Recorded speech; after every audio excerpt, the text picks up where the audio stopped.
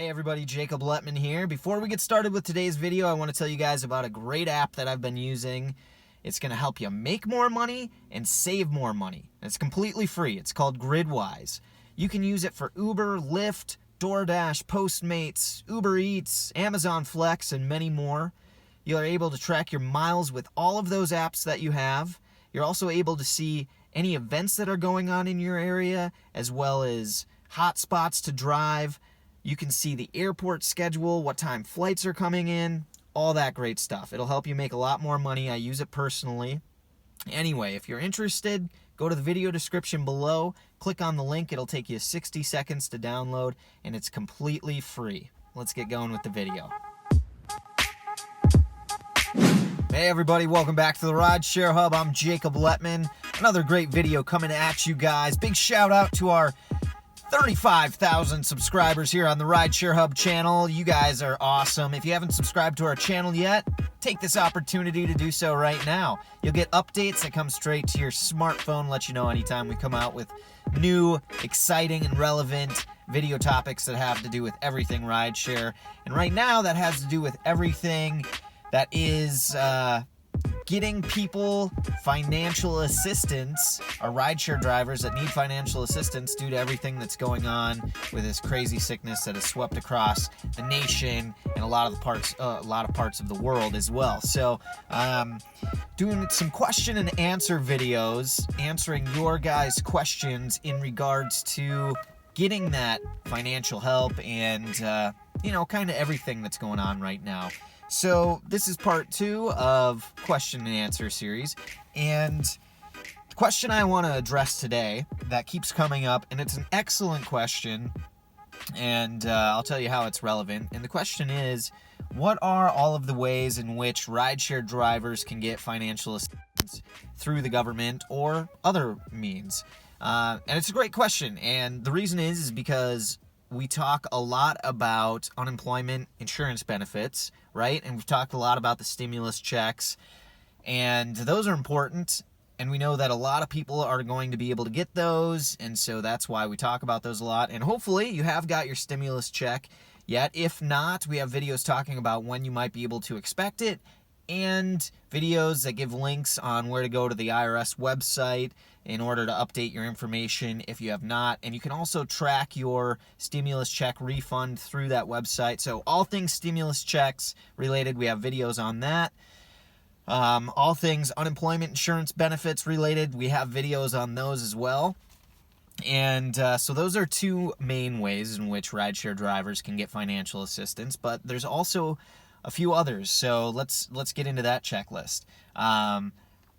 I think a misconception, there's two loans that I'm talking about, which are potentially grants, and most likely grants, but they are the Paycheck Protection Program and what's called the EIDL, Economic Injury Disaster Loan, and those are through the SBA, which is the Small Business Association. And so part of the stimulus, $2 trillion stimulus act, or the CARES Act that went into effect, pumped a lot of money into those programs. And so typically, those programs are not open to sole proprietorship, self-employed people, independent contractors, but it expanded those programs as well to offer an opportunity, because technically, as a rideshare driver, right, we are a small business. That's what we fall into the category of.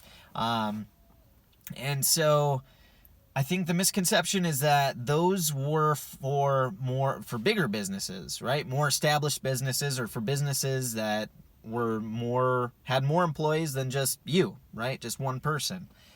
But those are available to self-employed people, so rideshare drivers, or I should say they were available. Technically, they're available. Well, what happened was the first amount of money that was available for those loans dried up really quickly. And unfortunately, part of the problem with that is, well, there's a few things going on right now. There's major lawsuits against big banks that shuffled, reprioritized applications to their bigger clients first, and we saw businesses like hotel chains, restaurants, what am I thinking of? Potbelly sandwiches. I don't know if you guys have heard of that. I don't know where in the nation that is. It's here in Arizona, I can tell you that. But they got huge amounts of money through that, and it's for the paycheck, actually for both of these programs, one of the stipulations is that you have to have under 500 employees. Well, one of the ways that these big companies work around that is they make each separate, like, franchise location its own entity. And so they're, like a hotel chain, for example, in different states. They can take one hotel chain and apply for, or one location and apply for that loan from that specific location. So you can see how, we're talking billions and billions of dollars. I forgot to write down the numbers, but hundreds of billions of dollars that dried up in a matter of weeks. And I actually applied for the economic injury disaster loan myself, which is typically for small businesses that are recovering from some sort of natural disaster, like a fire, tornado, hurricane, something like that. But it was expanded, obviously, for the C virus, we'll call it. Anyway, and so that's an easier loan. Actually, let me back up. So that first amount of money that was available for those two loans has dried up, and it left a lot of small businesses just hanging by the wayside. They weren't able to get their applications through, and honestly, it was a matter of, by the time we self-employed people were able to start applying April 10th, and I want to say it dried up by like April 15th or something like that. 16th or 17th, I read the article, the money was all gone. So it was very quick. Anyway, they're trying to get more money passed through Congress, and so that's why I'm coming out with this video right now. They're trying to get a second wave of money pumped into those programs to be available for people, and they said that they predict those funds to dry up in a matter of days. So if you're watching this video, be prepared if you think this is something that can help you to get on those applications. So here's the deal. There's a lot of logistics that go into these two loans, but I'm going to give you the best information I can for now.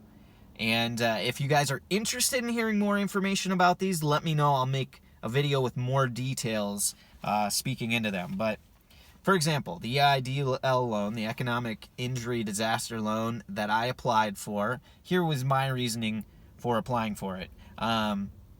They were supposed to be able to pass those applications through pretty quickly, and you were supposed to be able to get advances of up to $10,000 for your business operations, basically. There's not a lot of stipulations on the EIDL loans, and if you got up to $10,000 was considered a grant.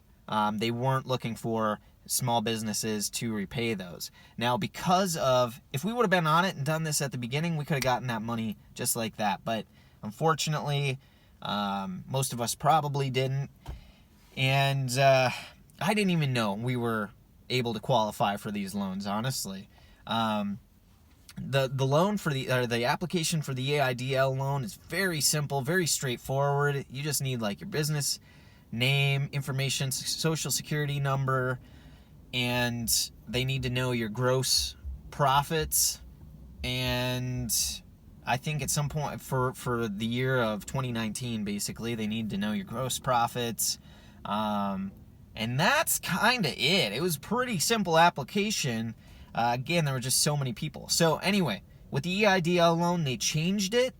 The qualifications, now they were looking to give advances of only $1,000 per employee that worked at your business. So it's looking like if this money does come in, if we are able to apply, then you're looking at getting an advance of probably only $1,000, the way I understand it. Again, I need to do more research into it.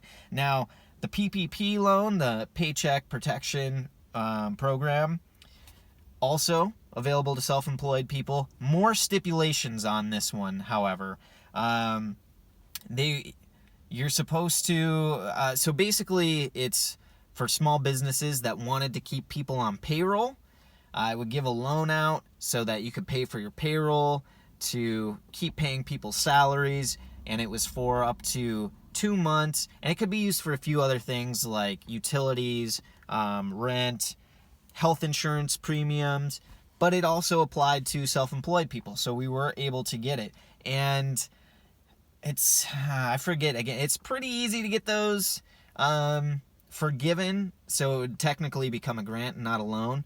Very small percentage, like a 1% interest rate on those if you did have to pay it back. And I think you have 2 years to pay it back. But as long as you could prove that you use that money for payroll, then you were good. It would get forgiven. There's more to it than that, but that's basically the gist of it. But you had to provide more information to show that you did use it for wages and the guidelines that they provide. Otherwise, it wasn't forgiven and you have to pay it back. Now, why am I talking to you about these? Well, because those funds are most likely going to be, if this second wave of financing comes through, let's say we do get that money, it is available, that money is going to be way easier to access, should be a much faster process than what's turned out to be with the unemployment insurance benefits, because we see that across the nation, those are taking forever for states to get their, get updated, and it's just a long, grueling process at this point for people to be able to get those funds. So, at any rate, I just wanted to put this out there so that you guys know that there are more options to getting financing from the government, which potentially, if we do it right, could just be grant money, and we could get into our pockets a lot faster. If you guys are interested in more information about those, let me know in the comment section below. I'd be happy to do a more thorough video talking about the application process for both of those and more of the stipulations on those. And now, I think, and a question I need to answer for myself is, this is a big question, right? I think if you go and you do the PPP loan, the Paycheck Protection Program loan, that you are not able to then apply for unemployment insurance benefits.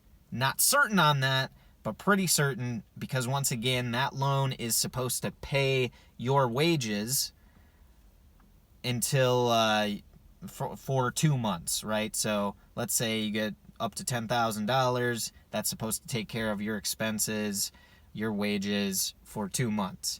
The EIDL loan, I think they have, again, fewer stipulations. I think you could actually apply for that loan and still qualify for unemployment insurance benefits. So I got to do more research on that, but that's my initial instinct.